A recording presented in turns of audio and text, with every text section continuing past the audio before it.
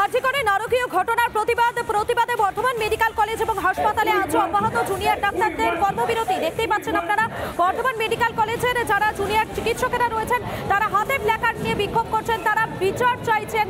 তারা বলছেন যেভাবে এই ঘটনা ঘটানো হয়েছে, আরজিকরে যেভাবে অভয়াকে ধর্ষণ করে খুন করা হয়েছে, তারই প্রতিবাদে বিচারের দাবিতে হাতে প্ল্যাকার্ড নিয়ে বর্ধমান মেডিকেল কলেজের জুনিয়র চিকিৎসকদের কর্মবিরতি। দেখতে পাচ্ছেন আপনারা, সেই ছবি দেখাচ্ছি আপনাদেরকে।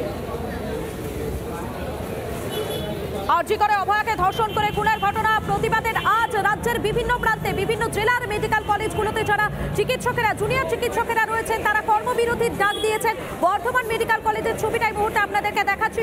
সেখানে হাতে প্ল্যাকার্ড নিয়ে বিক্ষোভে সামিল হয়েছেন যারা জুনিয়র চিকিৎসকেরা রয়েছেন তারা। দেখতেই পাচ্ছেন আপনারা সেই ছবি। অভয়াকে ধর্ষণ করে খুনের ঘটনা প্রতিবাদে রাজ্যের বিভিন্ন মেডিকেল কলেজ বিভিন্ন হাসপাতালে কর্মবিরতি জুনিয়র চিকিৎসকদের। তারা প্রত্যেকেই প্রতিবাদ জানাচ্ছেন, তারা প্রত্যেকেই বলছেন বিচার চাইছেন তারা, এবং হাতে প্ল্যাকার্ড নিয়ে এই মুহূর্তে যে ছবিটা আপনারা দেখতে পাচ্ছেন এটি বর্ধমান মেডিকেল কলেজে, সেখানে জুনিয়র চিকিৎসকদের কর্মবিরতির ছবি।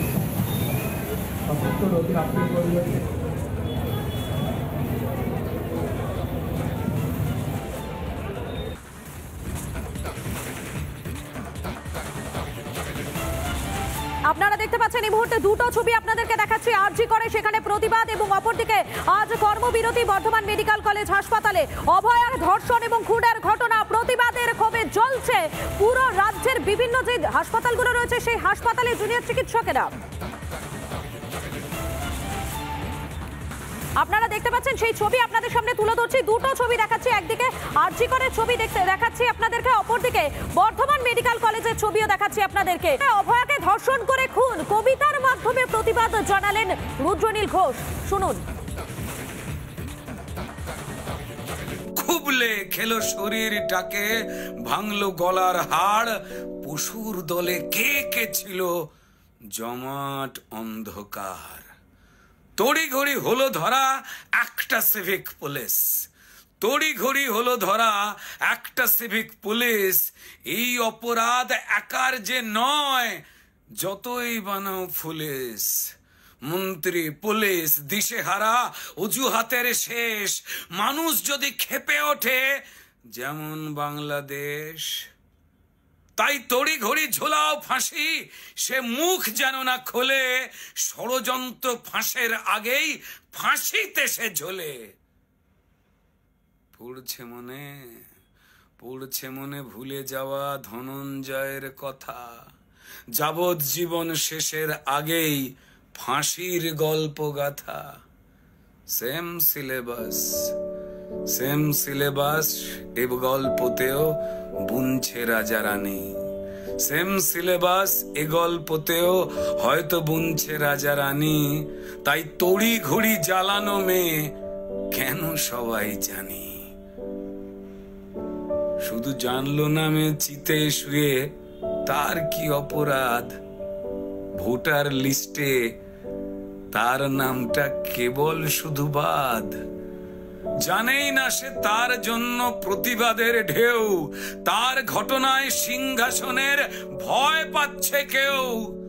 কার জন্য কার পেটেতে লাল রক্তের ছোপ, কার জন্য অপেক্ষাতে একটা স্টেথোস্কোপ। ওই স্টেথোস্কোপের গাটা ঠান্ডা, ভাঙা চশমাটা চুপ। হাসি মুখে মেয়েটা ফটোর ফ্রেমে, সামনে জ্বলন্ত ধূপ। ফেলে মুখ বাবা মায়ের, প্রতিবেশী স্তব্ধ। আরজিকরের বন্ধ ঘরে সত্যিটা আবদ্ধ। বিবস্ত্র ক্ষত দেহ দেখেও প্রথমে আত্মহত্যা ঘোষণা, তারপর বিধ্বস্ত বাবা মাকে চুপ করাবার নাটকে ফোন। অপদার্থ স্বাস্থ্য বিভাগ আর দালাল পুলিশ খোঁজে খালি অজুহাতের কোণ। মেয়েটা ডাক্তার হতে চেয়েছিল এ পোড়া রাজ্যে, তা না হয়ে হলো খবর।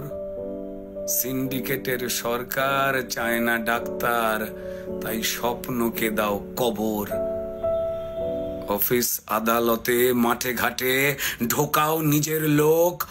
ক্ষমতা আর টাকার লুঠের নেশায় মানুষ মরুক, শুধু ক্রিমিনালের জয় হোক। ক্রিমিনালরা মাটিতে পায় বীরের তকমা, তারাই রানী মায়ের হোপ। আর হাসপাতালের বেড তো ক্রিমিনালের জেল যাত্রা আটকাবার জন্য, মরুখ ডাক্তারের স্টেথোস্কোপ। অভয়া কাণ্ডে ভাইরাল অডিও ক্লিপ, সোশ্যাল মিডিয়ায় ভাইরাল অডিও। পিজিটি ও ইন্টার্নের মধ্যে কথোপকথন। পিজিটি ও ইন্টার্নের কথোপকথন বলে দাবি। অডিওর সত্যতা যদিও যাচাই করেনি রিপাবলিক বাংলা। আরও একবার জানাবো আপনাদেরকে, অভয়া কাণ্ডে ভাইরাল হয়েছে একটি অডিও ক্লিপ, সোশ্যাল মিডিয়ায় ভাইরাল সেই অডিও ক্লিপ। পিজিটি এবং ইন্টার্নের মধ্যে কথোপকথন, পিজিটি ইন্টার্নের মধ্যে কথোপকথন বলে দাবি করা হচ্ছে, যদিও এই অডিওর সত্যতা যাচাই করেনি রিপাবলিক বাংলা। একবার শুনুন। হয়েছে বলতে একটু আরজি করে ব্যাপারটা। আরজি করে গোটা মুভমেন্টটা পুরোটাই মেকি, ঠিক আছে? ওটা প্রিন্সিপালই চালাচ্ছে, অ্যান্ড প্রিন্সিপালের যারা সাকরে তারাই চালাচ্ছে, আমাদেরকে ইয়ে করছে। মুভমেন্টের যে কোনো আলাদা ফেস হবে, অথরিটি যে কোনো স্টেপ নিচ্ছে না বা এরকম আজে বাজে কমেন্ট পাস করছে, এটার এগেনস্টে কিন্তু কিছু নেই, ঠিক আছে? এবং আমাদের উপর বাইরের লোকজন ডিপেন্ড করে এত কিছু করছে, অবভিয়াসলি ভালো লাগছে, বাট আমরা নিজেরাই সাস্টেনেবল নই, because RG Kar has a history of suppressing it's righteous movements, তোমরাও জানো দাদা। অ্যান্ড এইখানে কালকে একটা ভিডিও এসেছিল যে একটা সিভিক ভলেন্টিয়ারকে অ্যারেস্ট করেছে, ওটা একটা স্কেপগোট ছিল, ওটার সঙ্গে সঙ্গে আমরা হুইসেল ব্লো করেছি, বাট অথরিটি চেয়েছিল যে হ্যাঁ ওটাতে আমরা ভুলে যাব, কিন্তু ওরা তো জানে না যে অ্যাটলিস্ট সেইটুকু আইকিউ তো আছে যে মানুষ বুঝতে পারবে ওটা ওর পক্ষে করা সম্ভব কিনা। যে পোস্টমর্টম রিপোর্টে যেরকম ইনজুরিজ আছে দিদির, হ্যাঁ তাতে দাদা একজনের কাজ তো নয়, মিনিমাম 2 বা 3 জন। কারা হতে পারে, কি সাসপেক্ট করছিস তোর আরজি করার ছেলেরা? আমরা দাদা সাসপেক্ট করছি এটা ইন্টার্নের কাজ, ঠিক আছে? এবং যে ইন্টার্ন তার যথেষ্ট পলিটিক্যাল ব্যাকগ্রাউন্ড আছে, তার ফ্যামিলি মেম্বারও যথেষ্ট উচ্চ পদস্থ, ঠিক আছে? নাম নিতে পারবো না কারণ দাদা আমারই সমস্যা হয়ে যাবে, বাট না, নাম নিতে হবে না, একদম নাম নিতে হবে না। না দাদা সেটাই, এবং তাকে প্রোটেকশন দেওয়ার জন্যই মানে খারাপ লাগছে ভাবতে যে আমার ব্যাচমেটই এরকম করতে পারে, এবং কলেজ অথরিটি এতটা নির্লজ্জ যে তাকে সেফগার্ড করার জন্য এত কটা গেমস খেলা হচ্ছে। গোটা মুভমেন্টটা আমাদের কলেজ অথরিটি রান করছে, ঠিক আছে? একটা যদি খারাপ টাইমে তোমার পাশে কেউ এসে দাঁড়ায়, জাস্ট একটা মেয়ে কি করছে, এবং সে যখন সরে যায় না, পুরো সবকিছু ভেঙে পড়ে যায়। সেটাই হবে, কাল বা পরশুর অপেক্ষা জাস্ট। তা আমি দাদা অ্যাজ এ ইন্টার্ন এটাই আর্জি জানাবো সবার কাছে যে আমাদের উপর ডিপেন্ড না করতে। এটা একটা একটা মহিলা, একটা মা, একটা বোনের এরকম হয়েছে, কমন মানুষের যেন আমাদের পাশে আসে, বাকি কলেজটাও যেন আমাদের পাশে থাকে। RG Kar is doomed. আরজিকর থেকে কিছু এক্সপেক্ট করুন না। ক্রাইম সিন যেখানে হয়েছে, যেখানে সাসপেক্ট লুকিয়ে আছে, সে যে কেউ হতে পারে, অথরিটির হয়তো কোনো লোক, হ্যাঁ সে অথরিটির অবভিয়াসলি, হয়তো নয়, তো সেখানে দাদা আমাদের থেকে কিছু এক্সপেক্ট করুন না, এটাই বলার। তোমাদের সাথে দাদা অনেক দিনের সম্পর্ক, এইটুকু দাদা বলছি। আমাদের উপর কোনো এক্সপেকটেশন রাখো না, তোমাদের মতো করে যাও, আমাদের কোনো কথাও শুনো না।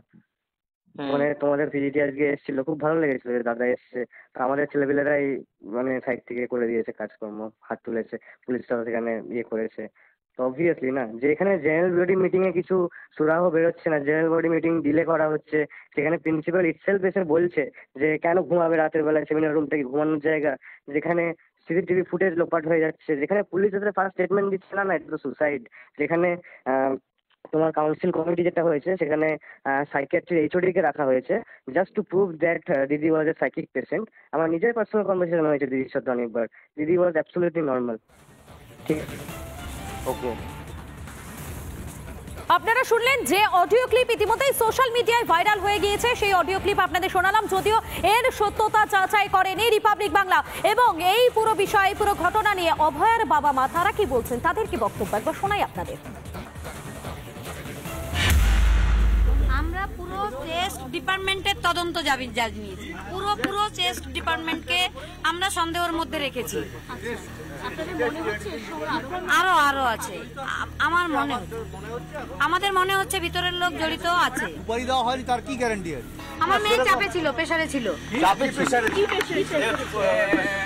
চাপে ছিল বলতে বিভিন্ন রকম, ধরুন পেশেন্টদের নানান রকম ট্রিটমেন্ট করতে ঠিকমতো পারতো না, ওর পেশেন্টের ট্রিটমেন্ট করতে চাইতো কিন্তু পারতো না। কেন পারতো না? উপর থেকে বাধা, যারা সিনিয়র ডাক্তার তারা সহযোগিতা করতো না ঠিকমতো। আমার মেয়ে বলতো আমার আরজি করে যেতে আর ভালো লাগে না, আমরা সঠিক তদন্ত চাই আর দোষীর শাস্তি চাই, চরম শাস্তি, ফাঁসি চাই, একদম ফাঁসি চাই। এটা অ্যাসিস্ট্যান্ট সুপার, ওদের ডিপার্টমেন্টের অ্যাসিস্ট্যান্ট সুপার যে সে বলে কি বলেছে, বলেছে আপনার মেয়ে সুইসাইড করেছে, প্রথমে বলেছিল, কিন্তু পরবর্তীকালে গিয়ে আমরা তো দেখলাম এবং মমতা ব্যানার্জি ফোন করার পরে ফার্স্টে কে ফোন করে বলেছিলেন যে আপনার মেয়ে সুইসাইড? Assistant super.